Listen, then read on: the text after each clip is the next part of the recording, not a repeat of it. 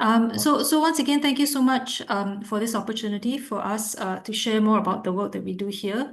It's going to be a tech team sharing today.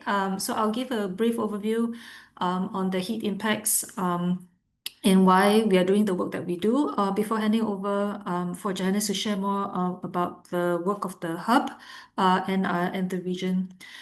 So we hope that by the end of today's sharing, you have gotten a little bit of a better understanding of not only how heat impacts every part of our life, how we can better cope, how we can manage, and also, I think more importantly, how we can potentially partner together in our journey towards heat resilience. As very aptly captured by the UN SecGen back in 2023, it is no longer global warming that we should be concerned about because we're actually living in the area of global boiling. Heat as a consequence of climate change, is actually a little bit different. It presents itself a little bit differently from the other challenges of climate change, like that of floods and hurricanes, in that heat it acts extremely silently as its impacts and its devastation is actually less visible. As heat is a silent killer, there has been increased emphasis and attention put from the highest level, as you can see in this slide here, with calls of action coming from UN SecGen and big UN organizations like ILO to start to pull together and to take action because it is no longer a concern of whether or not the future is going to be hot, but more that the concern is actually how hot it's going to be and what do we actually do and what can we do. Extreme heat is actually the leading cause of weather-related mortality. I think a lot of people don't know this. They assume that it is the typhoons, it is the floods, it's the hurricanes. But data by this group out of Monash University looked at the information over almost 20 years, 2000 to 2019. And they found that approximately close to 500,000 are heat-related deaths. And of these, almost half, 45% of these deaths are actually occurring in Asia. So the concerns and the impact of heat is becoming more and more apparent. And us in Southeast Asia are experiencing hotter temperatures over the past 2 years. And we've also seen our fair share of heat-related deaths. Here in Singapore, our Met Service have actually done the forecasting. Not only are we going to be suffering from more hot days, I think the concerning thing that we notice with these projections is that our nights are also going to be warm. This is particularly important as we no longer are able to recover as optimally at night, especially after a day's exposure and accumulation of heat. So how does this all impact our health? And I think that's the main reason we are speaking and sharing with the group here, because I think health is the part that ties us all together, and we're keen to understand how we can leverage on technology to help us in our problem solving and challenge solving. When it comes to heat, the amount of heat that we experience, or what we call the amount of heat strain that we need to manage, actually comes from 3 factors, as you can see from the bottom. The heat imposed due to the environment that I'm operating in, the attire that I'm wearing, and also the activity that I do, because that determines how much metabolic heat I generate as a result of the work that I do. This is particularly important because I think while we understand that a hot environment means that we could potentially have more heat strain, we also want to caution that sometimes, even if the environment isn't too hot, because of the activity and or the attire that I'm wearing, I can actually generate heat as well. So much so that I still can be at risk of heat strain or heat injury. So when one is exposed to heat, this is actually what happens. The body actually is quite good. We are wired to be able to handle the heat via 3 main mechanisms. Firstly, our body temperature will start to rise. And then it kickstarts a whole host of responses, thermoregulatory responses, to help us cool the body down. One response that we're very familiar with is that of sweating. And as the sweat evaporates from the skin, heat is removed from our body. Other responses revolve around the circulatory system. And so what happens is our blood will start to pump faster to bring more blood to the skin in the process called vasodilation. And when the skin vessels increase, more blood is brought there, heat is then transferred away from the body. The heart beats faster to help keep up with these cardiovascular demands. And at this stage, our body is able to lose heat efficiently because we are able to lose heat faster than the heat we produce or the heat that we gain. So this situation is known as compensable thermal regulation. Things get complicated sometimes depending on the individual because there are direct impacts of heat as a result of a health condition.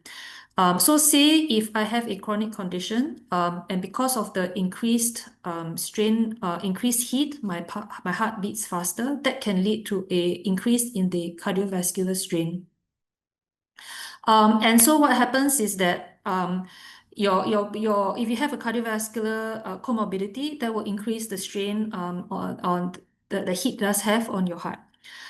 In terms of vasodilation, this will also cause my blood pressure to drop, and this would then in turn reduce blood flow to the rest of my vital organs. One, for example, is kidney, and over time, this can potentially lead to a strain on my kidneys and potentially lead to kidney injury. When it comes to sweating, excessive sweating can also lead to dehydration if we don't replenish our waters sufficiently. This in turn will lead to a reduction in the blood volume. So our heart will therefore need to work harder to pump more blood. This will increase cardiovascular strain. And at the same time, the kidneys work also hard to kind of keep and retain as much water as we can, producing additional strain, which could lead to cardiovascular and/or kidney injury. So these are just some backdrops of what potentially could happen and how heat layers on to other health conditions.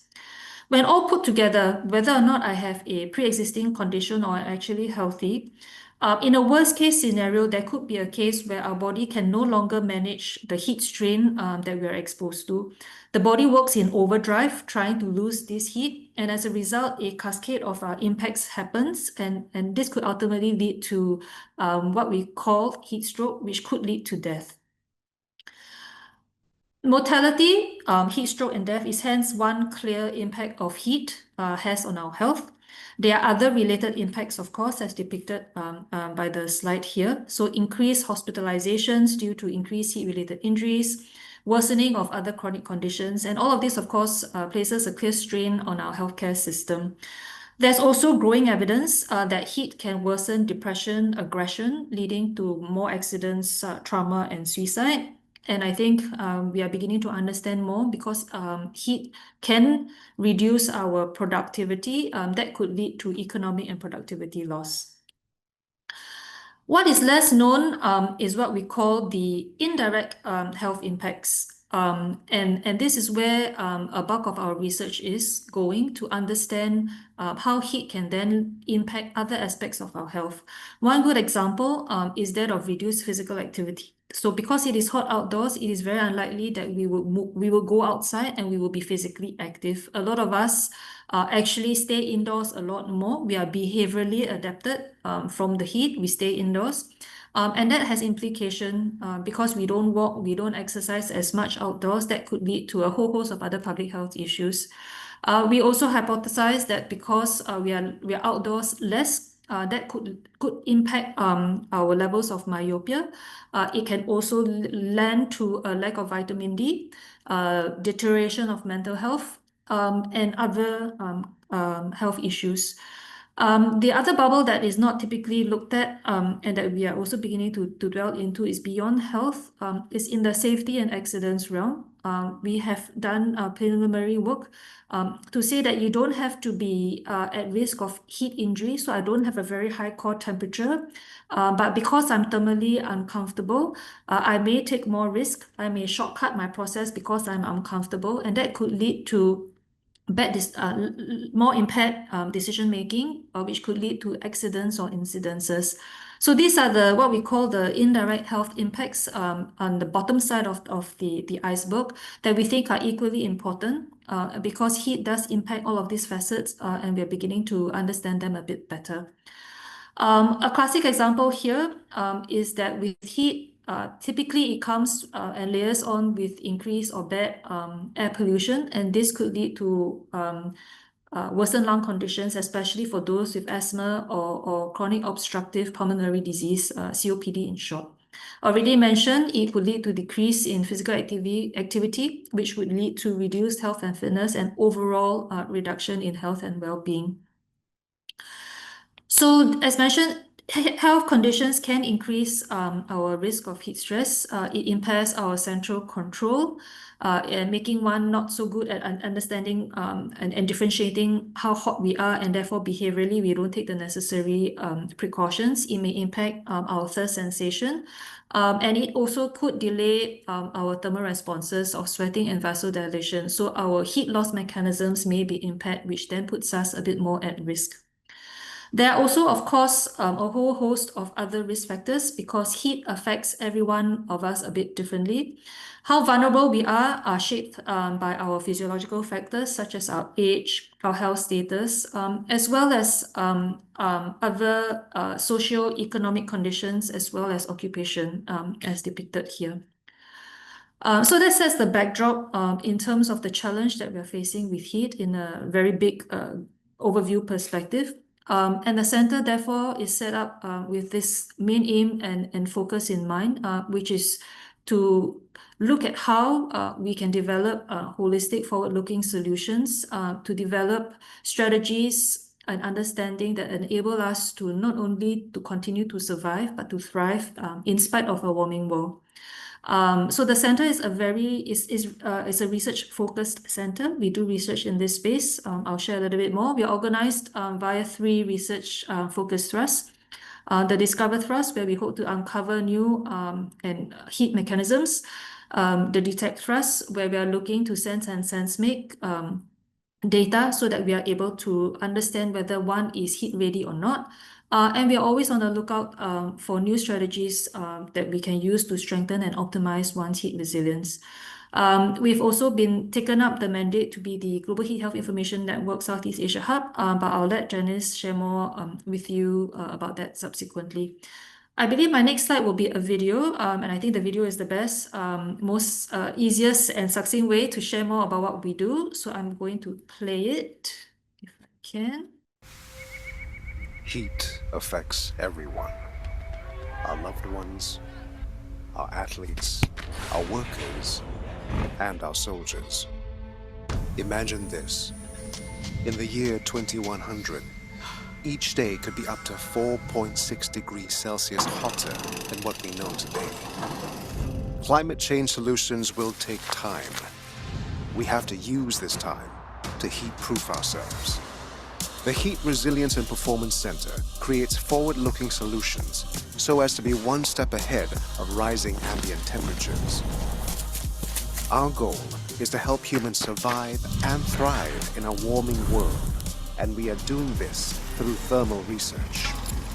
We build cutting-edge, data-driven capabilities to drive research discovery. We make sense of information by harnessing the power of advanced technologies and deep data analytics, transforming knowledge into heat health solutions. By integrating ops, tech, and science, our studies will allow everyone to live, work, train, and play safely. The bedrock organizations anchoring HRPC are the National University of Singapore, DSO National Laboratories, and the Singapore Armed Forces. Positioned in NUS's School of Medicine for its strategy and focus on high-impact and innovative research, HRPC is a one-stop research capability poised to strengthen heat resilience research. Our capabilities include a large and connected network of researchers and practitioners. Over 25 years of expertise in thermal research, exercise physiology, and translational research. At our heart is a 1,000 square meter facility with state-of-the-art climate simulation and a full range of measurement tools and recovery technologies. The 3 thrusts of HRPC are Discover, Detect, and Strengthen. discover new knowledge and mechanisms that influence heat injuries, detect in real time how heat ready we are, strengthen our heat resilience through novel and impactful heat mitigation strategies. Our goal is to be a global hub of thermal research, leading the charge towards thriving in a warming world. Heat will not set us back if we learn to push the boundaries safely. Even as temperatures rise, we can rise above it.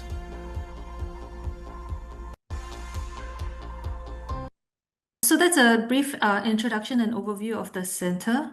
This was a video that we used at the launch.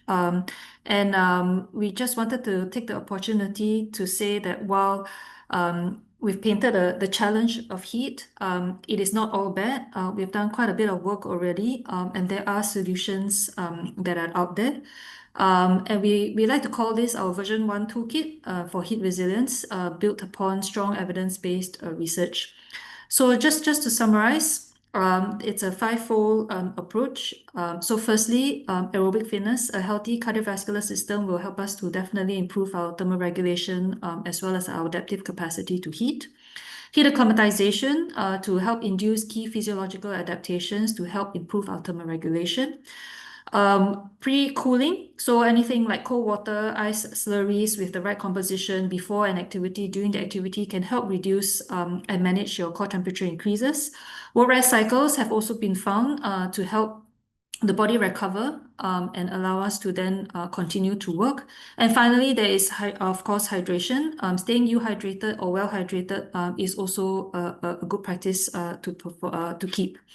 So in total, there are solutions that are out there. A lot of our work is focused on building upon this base toolkit, customizing and tailoring it to different contexts and applications, depending on whether you're an outdoor worker, the indoor factory worker, the young or the old. This can be used as a good base. And of course, we continue to do research to build upon that base and find new and novel mechanisms as well. The research that we do is not purely academic. While we do publish to make sure that our science is rigorous, a lot of our work has been implemented, for example, in the military, and also into policy for different ministries that we work and support. So this gives you an idea. Project Heat Safe was recently completed, and with our findings, the Ministry of Manpower here in Singapore has taken on some of the findings and translated them into policy, and they're continuing to follow up, refine, and to help ensure that our outdoor workers working in Singapore are continued to be protected. We also do development of guidelines. So not all questions will require a research project per se. We have built a good base of expertise and understanding. And so we also work with different agencies to develop guidelines, make the understanding more layman, and to increase awareness and understanding of the issues of what everybody can do. So I'll take this time to thank you for your attention. I will pass the time over to Janice, who will share more about the work that we do as a hub for Southeast Asia. Thank you, Lydia. Hi, everyone. I hope you can see and hear me as well. And yeah, so I just would like to take this time to quickly introduce the Global Heat Health Information Network Southeast Asia Hub. So as the hub, our main purpose really broadens the mandate of the research center as well, is to be a platform for Southeast Asia to collectively prepare for and protect the population from the health impacts of extreme heat. And so this is the first regional hub of the Global Heat Health Information Network, which is a UN initiative jointly established by WHO and also WMO, World Meteorological Organization. And they have been operating since 2016 as more of a voluntary gathering of experts and scientists and policymakers from around the world. And they recently realized the need to also downscale to the regional level, as there are different regional considerations. And so the Southeast Asia Hub is the first hub that we have that's been established earlier this year, whereas they are also looking to expand to have a South Asia hub, a Latin America hub, and an African one as well. And so this is work that was ongoing as the network increases in its capacity. And so the Secretariat for the Southeast Asia Hub is based at HRPC, as was mentioned by Lydia. And so why is there a need to downscale to the region is because heat really does affect us differently. So the unique challenge, especially within more tropical climates of Southeast Asia, is that we are not only dealing with high temperatures, but also at high humidity levels, and this is a sustained exposure. So this exposure doesn't just occur over, for example, the summer months or even specific acute heat waves, but it really is a high level of heat that we are dealing with every day for some places, it's even the entire year. And so the way that we need to approach heat in this manner would be different from those who deal with it in a very acute and seasonal heat waves in that way. And so what we've realized is as the network, we really have three goals that we aim to use our platform for. Firstly is to connect the people and institutions to form multidisciplinary partnerships to reduce heat risk. Because heat is really a multidisciplinary issue, the conversations and the collaborations really need to cut across the different sectors. And so we aim to ensure these different people are talking to each other. Secondly is on the science and information. We aim to accelerate the generation of this evidence and turn it into actionable knowledge, as well as risk metrics and effective communication. And so helping push the region along, as well as this is what has been happening globally. And thirdly, for action, we aim to catalyze the regional, national, and local policies in action to minimize some of these societal consequences of the heat impacts. And so at the Southeast Asia Hub, we aim to downscale the three goals mentioned earlier through these objectives and focus areas that we've identified to be more relevant to our region. And so this includes our objectives of understanding the heat risk, especially because heat has been a chronically dealt with issue. Many countries or even us ourselves don't see it necessarily as a problem. But with climate change, this is something that we do need to put more emphasis on. And so seeking to understand more of what this heat risk entails in each of the countries, in each of the communities is quite essential. Secondly, to strengthen the heat governance and the integration across different sectors. Thirdly, to invest in heat risk reduction, and fourth, to enhance preparedness. And we seek to do this through 5 different focus areas, 2 foundational ones, so the meteorological and climate, and your public health focus, and as well as 3 thematic ones for our region. Heat at work, so very similar to what HRPC also does in its research realm, but also looking at urban heat, so looking at not just physiological solutions, but also infrastructural, urban design, urban planning solutions, and as well as traditional and cultural practices of heat management. Because Southeast Asia has been dealing with heat chronically for many years, there's actually a lot of wisdom that cultures and communities have retained on how they actually manage heat.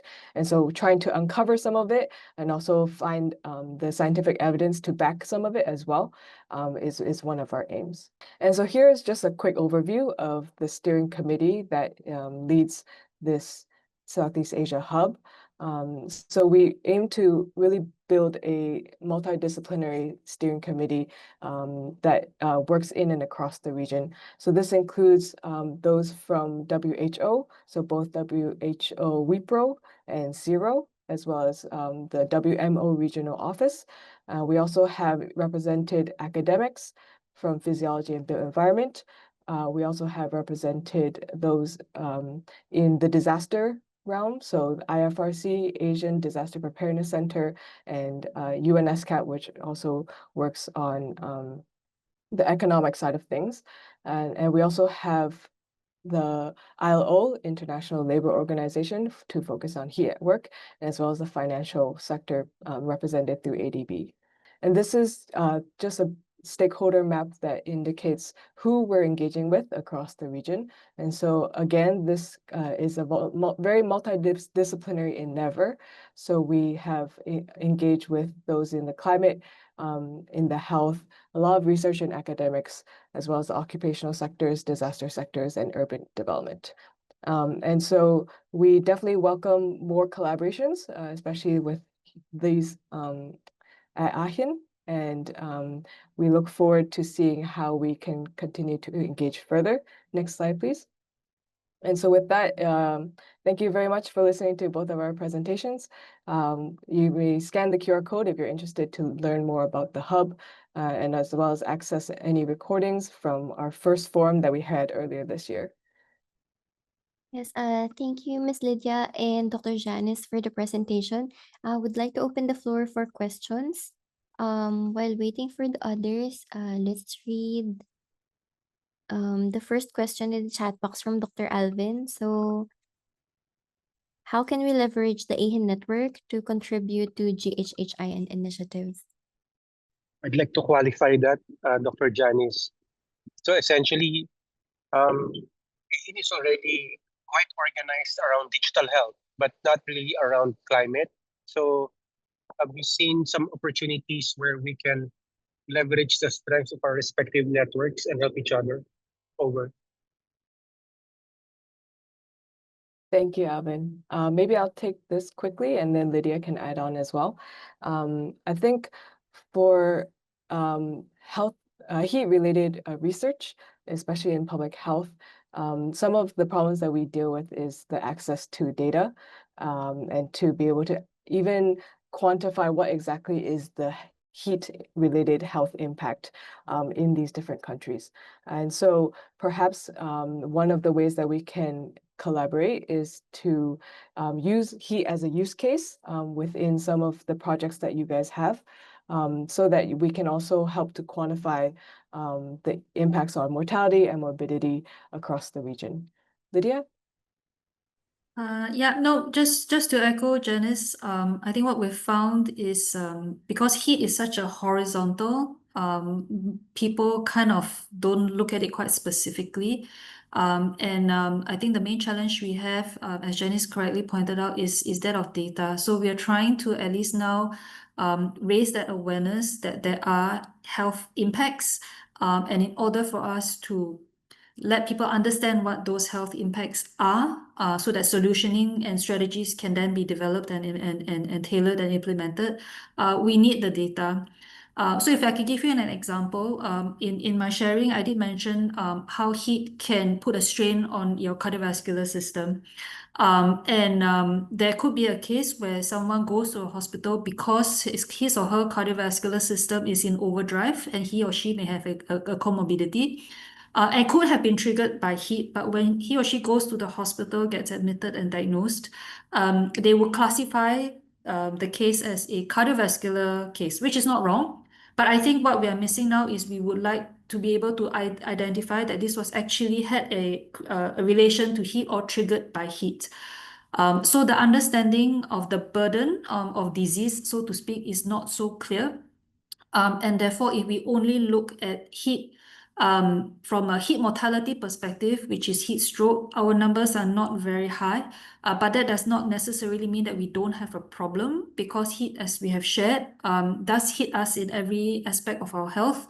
And so that's where we find the challenge and hence the opportunity given technology to use data to kind of help us to quantify this a little bit better, so that we can align our efforts and develop strategies for resilience. Thank you, Dr. Janice. AeHIN as a network, we don't have access to actual data sets, but we do have access to the people who are policymakers. Yeah. That can help support data standardization, which is important, and implementing them in their internally within their own countries. I think that's where we can help. That's why one of the things I asked Dr. Janice was whether we can have like a standard terminology for climate and heat and health, so that AeHIN can promote that within our respective network, that then gets cascaded at the country level and hopefully at the facility level.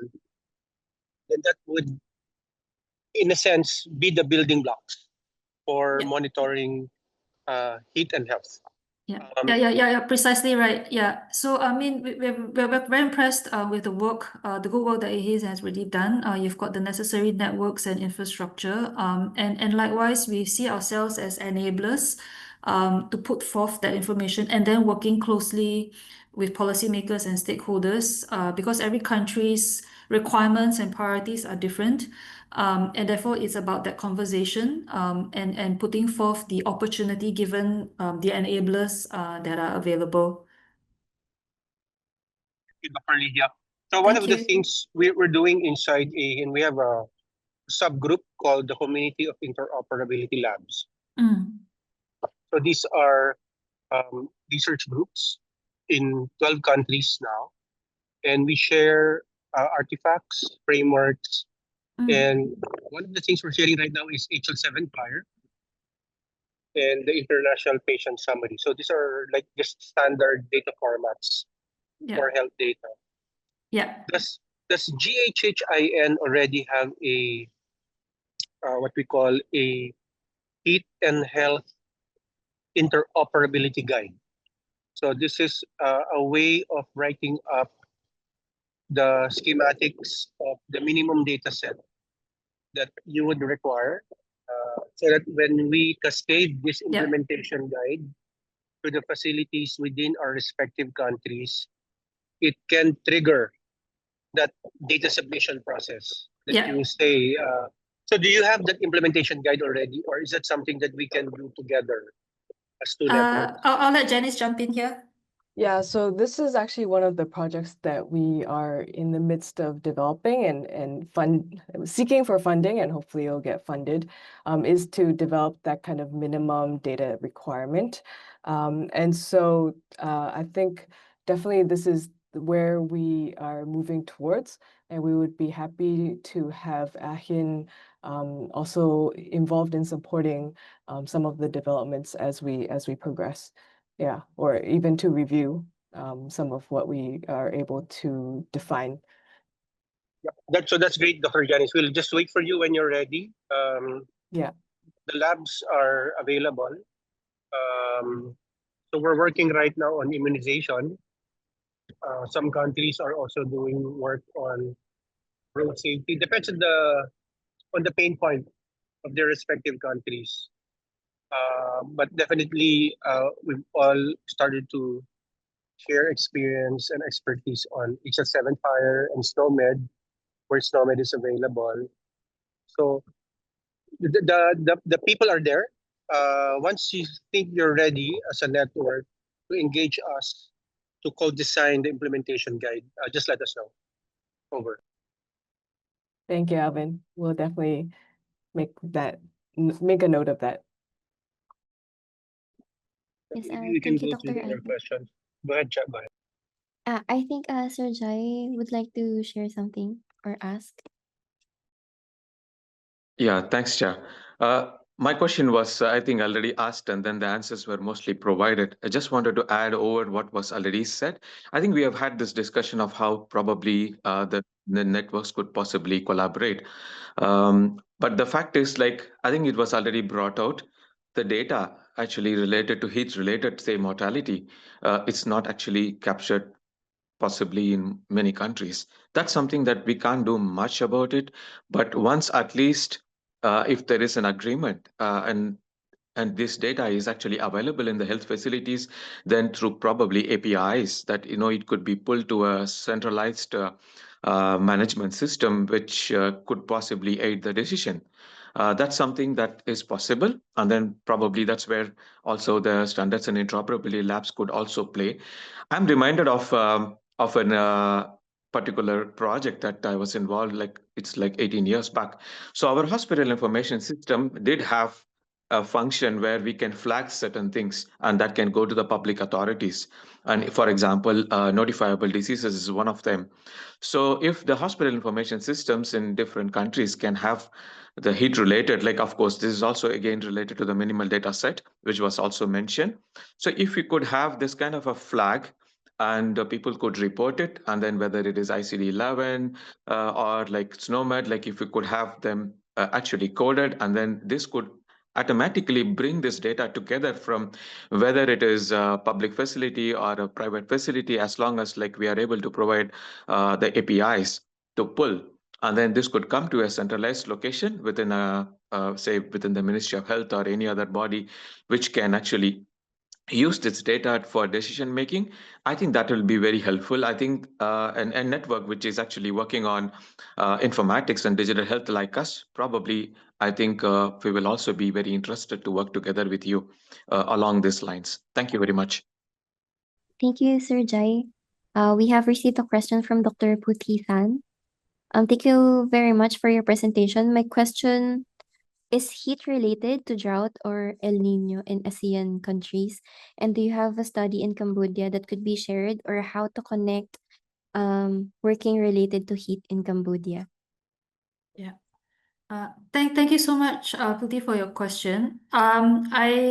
We come more from the human perspective, so I can't quite comment on the climate and weather phenomenon. But from what I understand, the phenomenon from a climate system perspective are all also interrelated, compounded by changes in climate per se. So the additional El Nino, La Nina, all does either make it worse, more intense, and or more frequent. That's my understanding.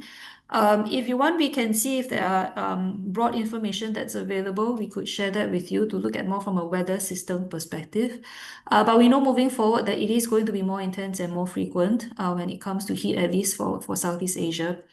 With regards to your second question, currently we do not have anything specific in Cambodia pertaining to heat. There is some related work, more I believe from the infectious vector-borne disease side of the house.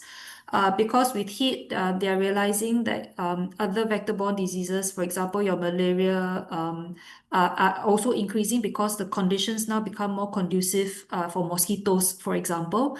In addition to the warming waters, then you have other kinds of vector-borne stuff that grow and could lead to other health issues. So I think there is work from our School of Public Health here at the university that's done in Cambodia in this space. But specifically to heat health, no. But we are trying to see whether we could kickstart some work with willing partners in Cambodia. But broadly, when it comes to heat at work or workers' heat, we have done studies based on occupation. So the outdoor workers, for example, so we've studied them in a Singapore context. We've also looked at factory workers in Vietnam, as well as delivery workers, sorry, in South Korea. So from one perspective, I don't think, while it is important to be contextualized, we do have already some information and understanding about how outdoor work or workers in general are exposed to different types of heat, are impacted or can be affected. We've, of course, some recommendations already. So happy to share more if that's also of interest. And also, as always, we're open to see if there is anyone keen within Cambodia to do this work. We're happy to partner to help capacity build, share our knowledge, help and then exchange information as well. Thank you, Dr. Lydia. We also have a question here from Dr. Alvin. Are there tech already available to inform a person on their state of hydration aside from thirst? There is actually a lot of tech with this whole realm of Internet of Things and wearable technology. The reliability and robustness will need, of course, to be investigated. So if you do want to look at tech, I mean, our approach is that we would do the due diligence and see whether studies have been done objectively to see whether or not the claims are evidence-based. To share, we are looking at some of these tech because we know it's always good to be able to measure and then to advise. Thus, you are right, is one marker may not be the best. If, for example, you have pre-existing conditions that kind of mute the thirst sensation. So what we typically do, because our area of ops and focus, for example, are in the exertional context, a very crude way of establishing how much you should drink. You can basically broadly establish what your sweat rate is. That means how quickly or how slowly you perspire, because sweat is how you lose heat. And that can be done very simply by doing a body mass change. So for example, if I want to know if I'm doing a marathon or a run, on a practice on a training day, I will measure myself before, I'll measure myself after, I account for how much water I drink, and then you can determine your amount of sweat that you are losing. And based on that, you can then pace your hydration for your next run or your next race. For the general public, we will go largely by thirst. Another good layman marker is to look at the color of your urine. That would be another good layman way of establishing whether you're hydrated or not. I did share that hydration is one of the strategies. I won't say that it is the only strategy, and actually it's probably the least powerful from that perspective in terms of helping one become more resilient to heat. It is important, don't get me wrong, we still need to, of course, drink, but we also do want to caution that over drinking can lead to another set of problems. So staying hydrated, well hydrated is one, just be careful not to overhydrate. Yeah. I just wanted to, I think we can end early, give back 5 minutes to the participants, but just wanted to suggest to Dr. Janice and Dr. Lydia that maybe we can make this regular, at least every quarter, to get updates from the AeHIN, and also for us to also tell them about what's happening in terms of the community of interoperability labs. Thank you. Right. Thank you, everyone. Once again, thank you, Dr. Janice and Miss Lydia, for presenting your work here at AeHIN Hour. Thanks for participating, everyone. Thank you Thank very you. much. Thank Bye. you. Bye. Thank you. Thank you. Bye. Bye.